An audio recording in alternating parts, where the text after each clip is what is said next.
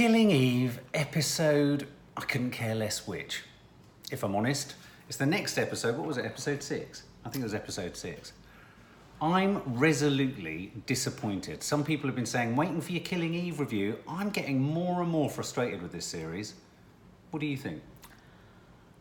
Well, the sad thing is, I sat down with a heavy heart. Mark said we better watch Killing Eve, because we've got to do the review. And it was like, if we weren't doing the reviews, I don't know if I would have watched it. It was an hour of my time. Right. Now, my problem is, Villanelle, I think, is an extraordinary actress, and I could watch her solidly for an hour. Jodie Fiona Comer, Shaw is totally brilliant. Yeah. Utterly brilliant.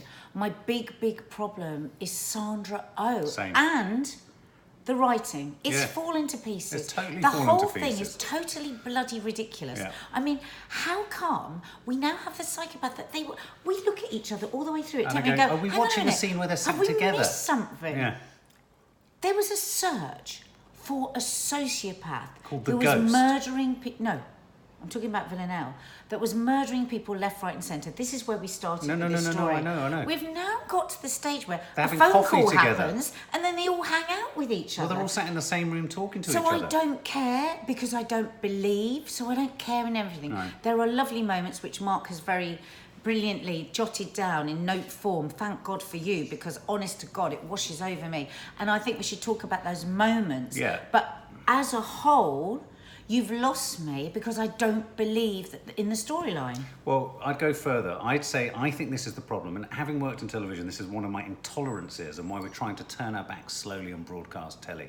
The BBC have promoted this from a BBC Three, BBC iPlayer project, where it could be inventive and creative and all these things. It's become mainstream and BBC One-ified.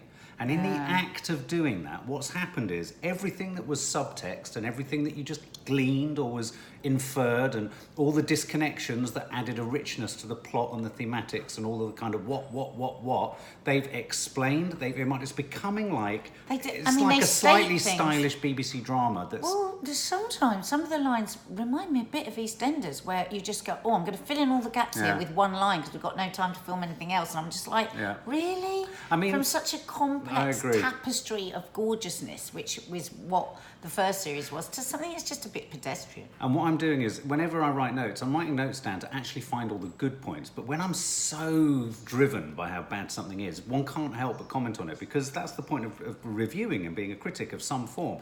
And at the beginning of this episode, there are so many moments of people looking through windows, watching things happen. We had the same retreading of Sandra Oh's character, Eve, being thrilled and then subservient and making her husband thrilled because there was the frisson. What do you want? Do you want me to be kind to obvious. you or frighten you? He was terrible in this episode. They've even overcooked the idea that Fiona Shaw has friends from everywhere with the Nairobi chaps, so now it's getting a bit ridiculous. That's become cartoon-like. That's become cartoon-like, whereas, the richness of her relationship with Constantine is always good when it's just the two of them, but it's like we're going for, and I hate to say it, Phoebe Waller and co and team, because I know the writer of this is your friend, it's like prep schoolgirls or head girls are writing the script. Sorry. That's how it feels. Can we get back to the original series, please? Yeah. So can I just ask, what the fuck has happened and why did we have the ghost? What is going on with the ghost? Where is she? What is she? Why is she? What's her connection? And if there is a connection, it's not about having it that written large. There's no subtlety. It's like it's either really, really obviously explained, or we're left with great big strands, but not in like an intriguing way. No. Oh, we don't quite know, and we're going to come back to that. It's rather like somebody just went and made a cup of tea, came back, and then forgot what they were doing and didn't finish off that bit of the story. Totally agree. So we've got this character Erin Peel, who we're after. Eve and Villanelle are now working together. Them working together has lost the entire frisson of the whole concept, because it's called Killing Eve. It's terrible. Well, we had that moment. She goes, "Don't say that to me. Don't think that I." There was a moment where she thinks, "Well, I could be killed." Yeah. But then she just gets off and goes off on her own. And she was being stalked. This woman is a maniacal sociopath who, in a second, will murder without. And yet she's hanging out with her, knowing that it's just ridiculous. ludicrous. I also found the whole AA meeting thing. I'm an AAer. I found that ludicrous because, again, it wasn't subtle enough. This suddenly nobody became in AA, nobody in AA would talk like that. Well, not only would no one in AA talk like that, but this idea that she's playing parts, because the reason that's all there is a device to show once again Jodie Comer's ability to. I'm getting a bit bored of how many different accents she can do. It's like it's becoming a party trick in certain scenes where she sort of serenades Sandra Oh, does several different accents, picks a character, and then goes off and I kind of enjoy that. I like that. No, she's incredibly good at it. But I think they're overusing it. They are overusing it, and I think the whole AA thing of it's all talking about being other people and who are you being and don't use my.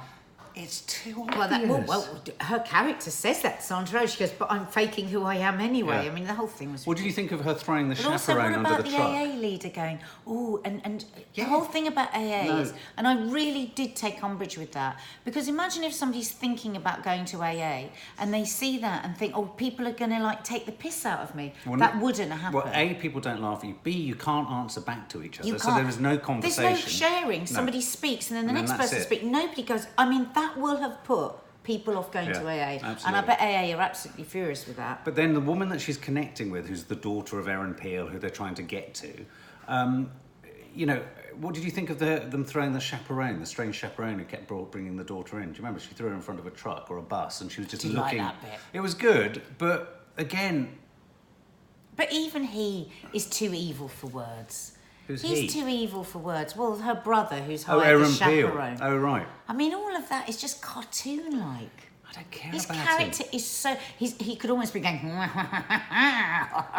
There's a very good line in there somewhere where someone said, "Why do rich people talk like children?" Yeah, there are some kind of... and basically, I'm straining for those gold dust moments now, whereas the first series was absolutely littered with them. There were so many... I can name the one misstep in season 1 when I felt they faced each other by the car. And what this series has done is taken that moment and basically made a whole series out of them actually engaging with each other. I mean, I realise you have to move it on, but I go back to the point. This didn't need to be made. My favourite part of this episode was Constantine and the way he ate crisps in the van.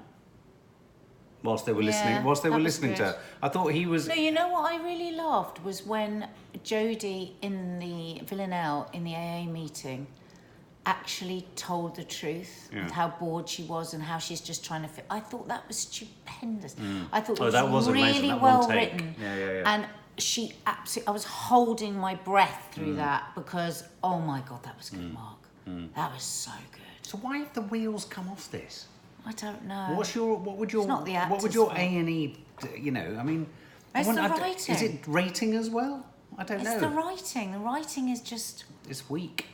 It's weak, and it's the plotting. The plotting is bad. The themes. The plotting, the themes are too obvious. I feel like it's aware it's on BBC One and it's compromised itself It's become a little bit more self-conscious, hasn't it? Where, like you say, at the beginning you felt like there were mavericks at the helm just saying, let's just do something. It's like all these things. I'm a great believer in the fact that if it's like viral videos. If you try and make a viral video, it will never go viral. If you try to make a cult classic consciously... It was a cult classic, and now you've tried to make it more of a cult classic, and you fucked the whole thing up. You can't repeat it, and in a weird way, this is kind of diluting the impact of the first series for me.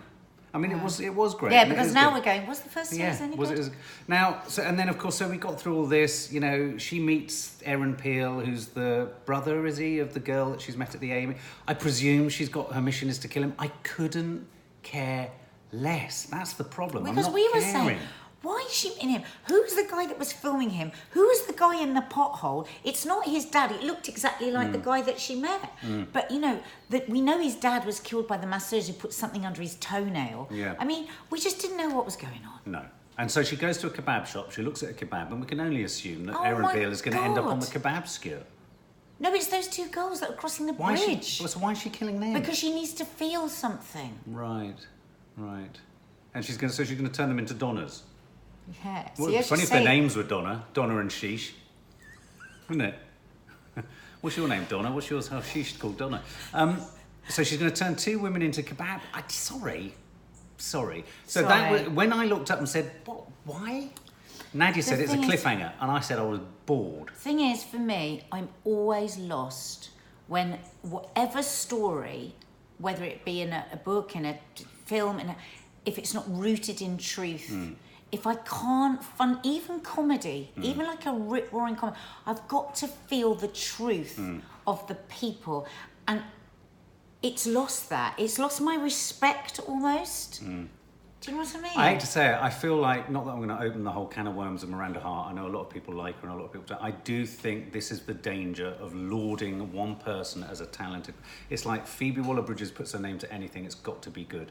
And, you know, it once again goes... Phoebe Waller hasn't written this Well, no, but she's an exec on it, so she's there. No, and her friend. I think it was it's a big mistake. A friend of hers. I don't think she should have... I think she should have said... I agree, she should You don't have a second series or I write the series. Because, No. like you say, it's mottled the first series. Yeah, mottled my memory. Yeah, it has. It's kind of catching. It's like Sorry, Black Spot. There's no fun in this review. No, sorry, but anyway, tell us what you think. Are you enjoying it? Keep lots of comments at the bottom of our reviews keep saying, stick with it, Yeah. it gets better. It's not getting better for me. No. It's not getting better. It's actually becoming a turgid obligation to watch it. Yeah. How many more episodes are there? I don't know.